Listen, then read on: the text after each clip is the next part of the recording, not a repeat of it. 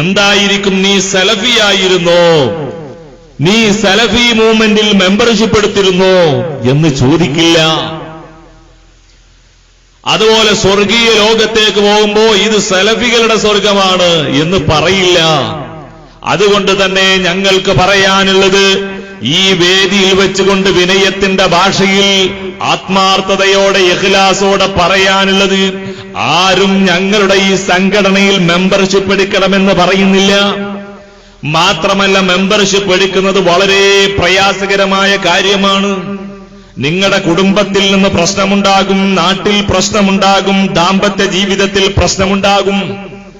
അതുകൊണ്ട് നിങ്ങൾക്ക് ചെയ്യാൻ ഒരു മാർഗമുണ്ട്, സുഖകരമായ ഒരു മാർഗം.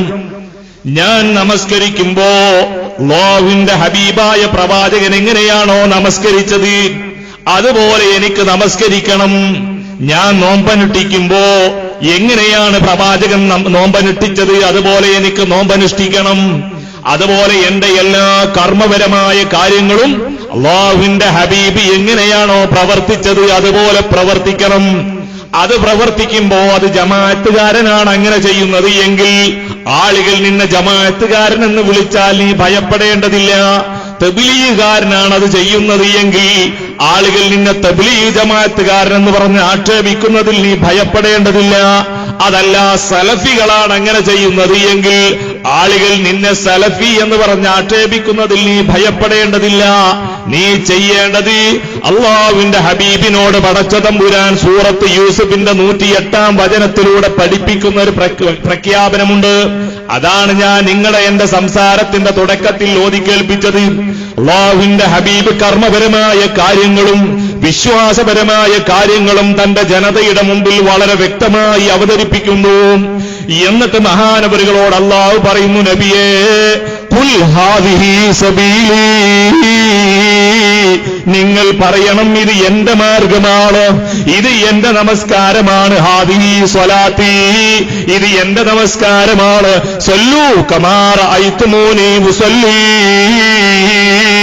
ഞാൻ നമസ്കരിച്ചത് എങ്ങനെയാണ് നിങ്ങൾ പഠിച്ചത് അതുപോലെ നമസ്കരിച്ചോ.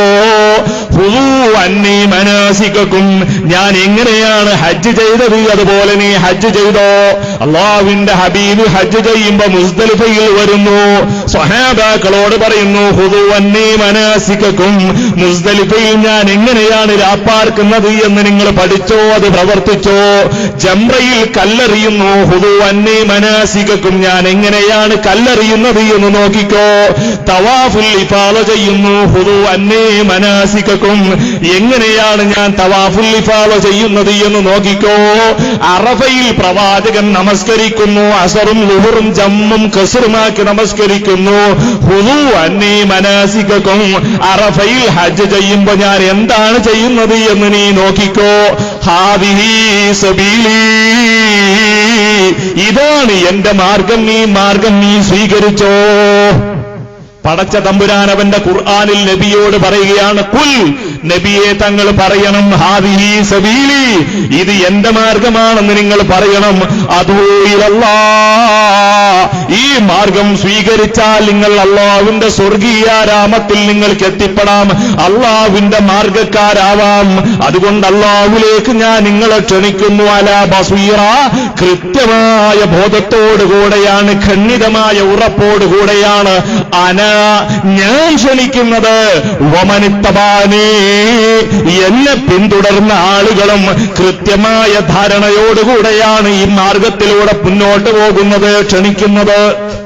പടച്ച തമ്പുരാൻ പറയുന്നു മുഹമ്മദ് നബിയോട്, ഇത് എന്റെ മാർഗമാണ്, ഈ മാർഗത്തിലൂടെ മുന്നോട്ട് പോകണം. ഈ മാർഗത്തിലൂടെ മുന്നോട്ട് പോയാൽ നിങ്ങൾ സ്വർഗക്കാരാണ്, നിങ്ങൾ പ്രവാചകന്റെ മുത്തബീകളാണ്. നോക്കൂ നിങ്ങൾ, അതാണ് സലഫികൾക്ക് പറയാനുള്ളത്. എത്ര ആളുകൾ ആയത്ത് ഉദ്ധരിച്ചാലും, എത്ര ആളുകൾ ഹദീസ് ഉദ്ധരിച്ചാലും, എന്തെല്ലാം കാര്യങ്ങൾ ഇസ്ലാമിന്റെ അഡ്രസ്സിൽ പ്രവർത്തിച്ചാലും, അല്ലാഹുവിന്റെ ഹബീബായ പ്രവാചകനിൽ നിന്ന് സ്വീകാര്യോഗ്യമായ പരമ്പരയിലൂടെ ഒരു കാര്യം സ്ഥാപിച്ചിട്ടുണ്ടെങ്കിൽ, സ്ഥിരപ്പെട്ടിട്ടുണ്ടെങ്കിൽ സ്വീകരിച്ചുകൊള്ളൂ. ഇത്രയും സുതാര്യമായ ഒരാദർശത്തിന്റെ തുറന്നിടപ്പെട്ട കവാടം ലോകത്ത് സഹോദരന്മാരെ സലഫികൾ എന്ന് പറയുന്ന ആളുകൾക്കല്ലാതെ പറയാൻ കഴിയില്ല.